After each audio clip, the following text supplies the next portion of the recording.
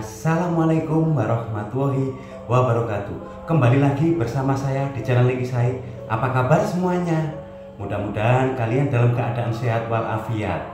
Itulah doa saya setiap hari buat semua teman-teman. Seperti biasa, biar kita kenal tambah deket, silakan absen ya di kolom komentar.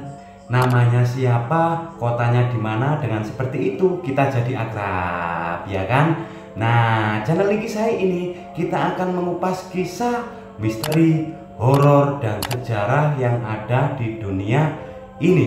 Sebelum ke ceritanya, mengingatkan kembali bagi yang belum, jangan lupa tekan tombol subscribe dan tekan tombol loncengnya. Terima kasih. Di kisah kali ini kita akan mengulas kisah misteri, kisah nyata asal usul munculnya hantu kuyang. Sudah siap? Sudah ready? Niki Sai ukai. Dari berbagai sumber yang sudah saya rangkum tentu menghebohkan. Inilah kisah asal usul kemunculan hantu kuyang. Sudah siap? Sudah ready? Niki Sai ukai. Berawal dari Pulau Kalimantan. Pulau Kalimantan masih lekat dengan hal-hal yang berbau mistis, mulai dari ilmu, kekebalan, hingga makhluk gaib. Di sana dan teman-teman pasti sudah tidak asing lagi dengan yang namanya sosok kuyang. Kuyang merupakan makhluk halus yang berwujud kepala manusia dengan organ dalam yang menggantung. Dan kuyang itu merupakan hantu perempuan. Menurut kepercayaan orang Kalimantan Timur, pada malam hari, kepala dan isi perutnya dapat terbang untuk menghisap darah orang hamil atau orang yang baru saja melahirkan. Warga percaya bahwa kuyang adalah manusia yang terjerumus ke dalam ilmu hitam. Lalu, bagaimana sebenarnya cerita hantu kuyang ini bisa muncul di Kalimantan? Anda termasuk orang yang tepat untuk menyimak video ini. Kisah ini dimulai dari Desa Wari di Kalimantan. Di Desa Wari pernah hidup seorang wanita bernama Maharati. Dia wanita yang terlahir dengan tidak sempurna.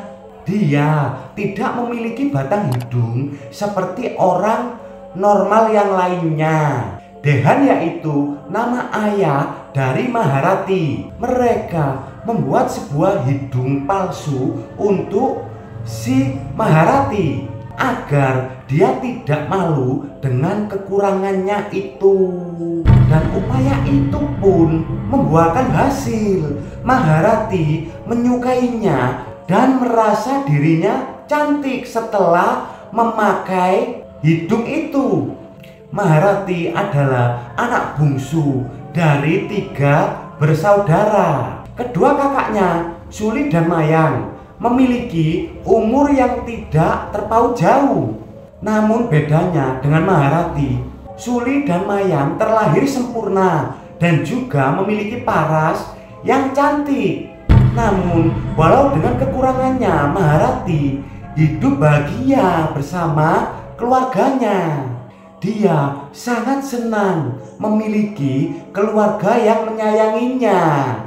Maharati juga tidak pernah keluar dari rumahnya karena orang tuanya mengurungnya. Mereka takut jika ia akan diolok-olok karena tidak punya hidung. Namun karena rumahnya yang amat besar, dia tidak pernah bosan diam di rumah. Ditambah lagi ibunya adalah seorang yang telaten mengurus anak semuanya. Dan berjalan baik sampai saat Maharati menginjak usia berumur 19 tahun. Singkat cerita, dia mulai penasaran dengan dunia luar. Pagi itu dia diam-diam pergi ke lubang kecil di belakang pagar rumahnya. Dia mengintip melalui lubang itu dan untuk pertama kalinya ia melihat dunia luar dan melihat lalu lalang manusia yang sangat banyak sekali di luaran sana. Selang beberapa saat, Maharati terkejut. Ada seseorang yang juga mengintipnya. Ternyata ia adalah seorang lelaki yang juga kerap mengintip di lubang itu. Hanya sekedar untuk melihat seorang wanita yang memiliki hidung kayu. Orang tersebut ternyata membawa temannya dan memberitahukan bahwa wanita hidung kayu itu ada di sini. Dan teman-temannya pun ikut mengintip ke dalam pagar. Kali ini yang mengintip adalah seorang wanita. Maharati pun tersenyum. Dan dia akhirnya untuk pertama kalinya menemukan teman yang baru. Wanita itu menginjak Maharati keluar dan bermain bersama mereka. Namun si Maharati menolak ajakan itu dan beralasan karena dia tidak boleh bermain dengan orang tuanya di luar. Tidak aman buat Maharati, pesan dari sang ayahnya. Namun wanita itu terus mengajak dan akhirnya Maharati pun menyetujuinya. Dan dia pun keluar menggunakan tali yang dibawa oleh anak-anak itu. Maharati pun terkesima dengan dunia luar. Ia terkagum melihat betapa ramainya. Sementara 3 teman barunya terus memperhatikan bentuk hidungnya. Mereka penasaran dengan bentuk hidung Maharati. Maharati menjelaskan bahwa ia tidak punya batang hidung seperti orang-orang normal pada umumnya. Kemudian mereka sampai pada sebuah lapangan yang dipenuhi dengan orang-orang yang sedang bermain. Mantir salah satu teman baru Maharati. Ia berkata kepada teman-teman lainnya bahwa ia berhasil membawa Maharati keluar dari rumahnya. Semua orang heran dengan hidungnya. Namun tidak diduga Mantir dengan teganya membuka paksa hidung palsu Maharati. Purok dan juga Nara, yaitu teman baru Maharati, mereka bertiga, mereka pun tertawa dan mengolok-ngolok Maharati itu. Mereka bertiga, Purok, Nara dan juga Mantir, ternyata dengan sengaja menjebak Maharati agar dia mau keluar dari rumah dengan tujuan agar mereka bisa mengolok-olok Maharati bersama orang-orang di lapangan itu. Untunglah pada saat itu ayah Maharati muncul. Dia kebingungan kenapa anaknya bisa berada di sana.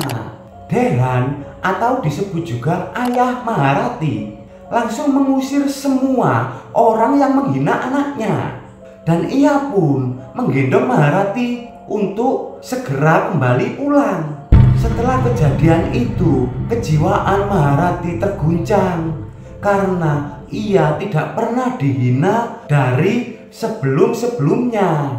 Selain dihina habis-habisan, ia juga diludahi oleh beberapa orang karena menganggapnya sebagai turunan jin. Dia mengurung dirinya dan juga tidak mau makan.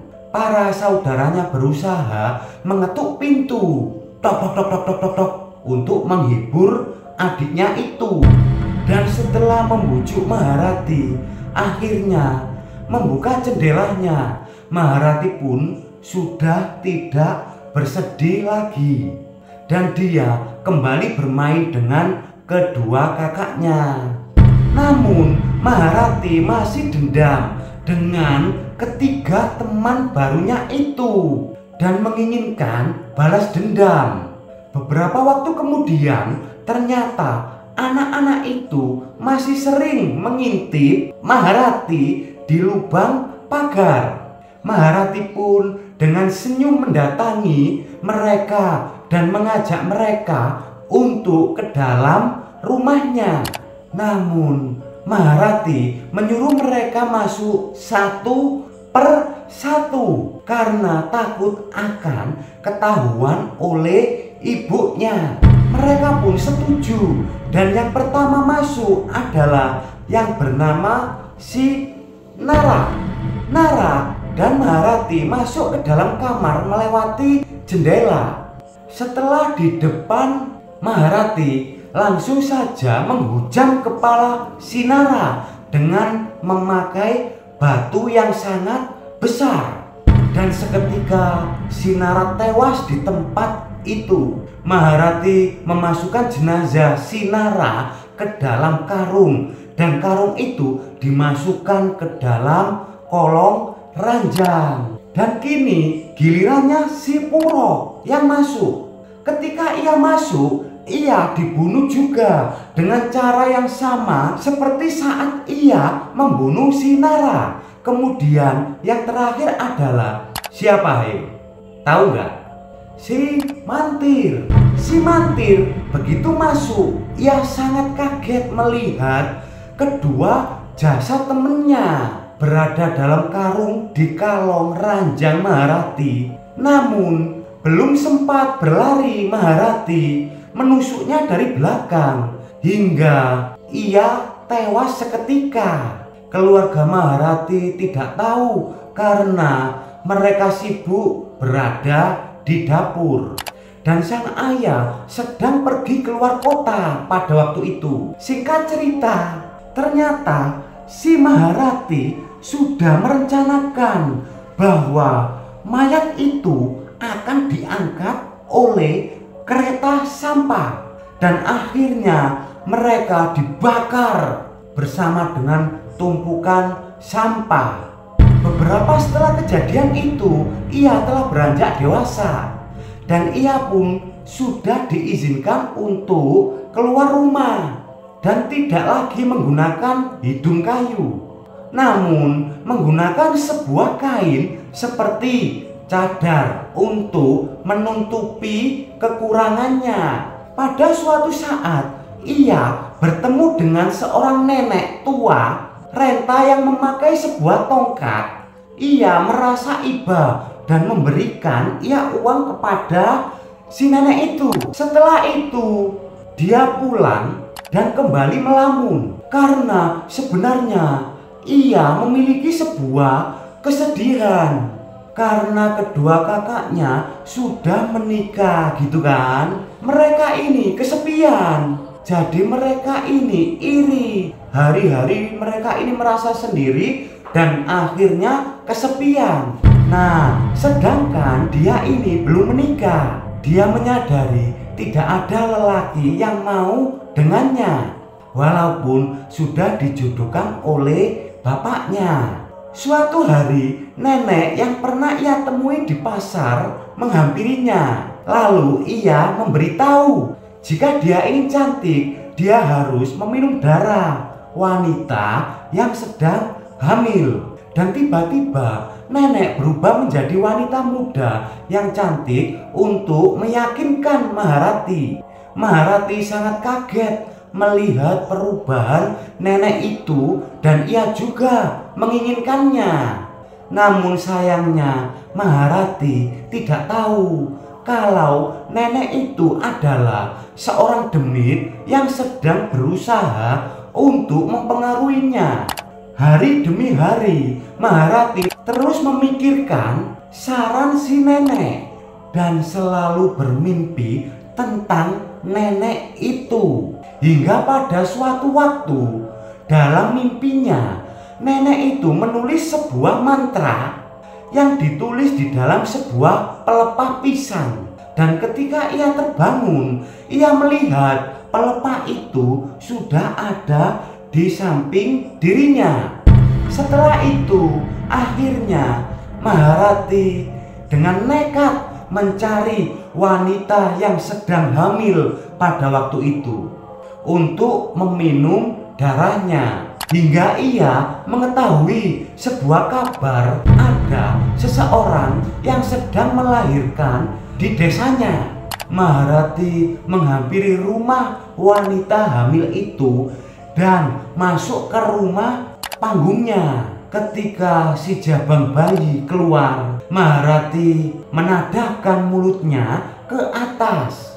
Darah pun mengalir dari sela-sela lantai rumah panggung itu. Maharani pun langsung meminumnya dan kemudian dia setelah itu kabur. Keesokan harinya ia terkejut karena ia akhirnya mempunyai hidung. Akhirnya ia bisa keluar rumah tanpa malu dan semua tergoda dengan kecantikan si Maharati. Singkat cerita, para lelaki juga mulai menggodanya. Namun hanya beberapa hari Maharati kembali kehilangan hidungnya dan ia mulai kumal seperti sedia kala. Ia kebingungan sampai suatu ketika sang nenek yang ternyata dedemit itu muncul kembali dan memberi saran untuk memakan bayi saja agar dia kembali cantik dan hidung kembali utuh. Maharati yang tidak mau kehilangan kecantikannya mencari bayi di sana, di sekitar desa itu, dan membawanya kabur. Setelah dapat, langsung dibawa ke hutan. Kemudian setelah ia sampai di hutan, ia langsung membunuhnya, kemudian memakannya. Namun setelah beberapa bayi hilang, warga mulai resah dan mencari cara untuk menemukan sang penculik. Warga mulai sering melakukan ronda malam, terutama di rumah-rumah yang sedang memiliki bayi kecil. Hingga pada suatu malam, karena kurang beruntungnya, Maharati pun tertangkap basah. Di malam itu, mereka sedang berusaha menculik seorang bayi. Ia pun ditangkap dan diarak oleh warga karena sudah tidak bisa mengelak lagi. Maharati mengaku membunuh para bayi yang telah ia culik. Semua sangat geram. Warga desa memenggal Maharati dan keluarganya diusir dari desa itu. Hal itu dikarenakan warga desa juga menganggap Maharati menggunakan ilmu sihir dengan syarat memakai apa hayo? Bayi. Namun secara mengejutkan, tanpa pengetahuan warga desa, Maharati yang telah dipenggal ternyata tidak bisa mati. Kepalanya kembali menyatu dengan tubuhnya. Namun dia sekarang berubah, tidak memiliki paras yang mirip lagi dengan Maharati, bahkan menjadi orang yang berbeda. Namun pada lehernya tetap ada bekas penggalan yang entah kenapa masih berbekas dan tidak pernah hilang.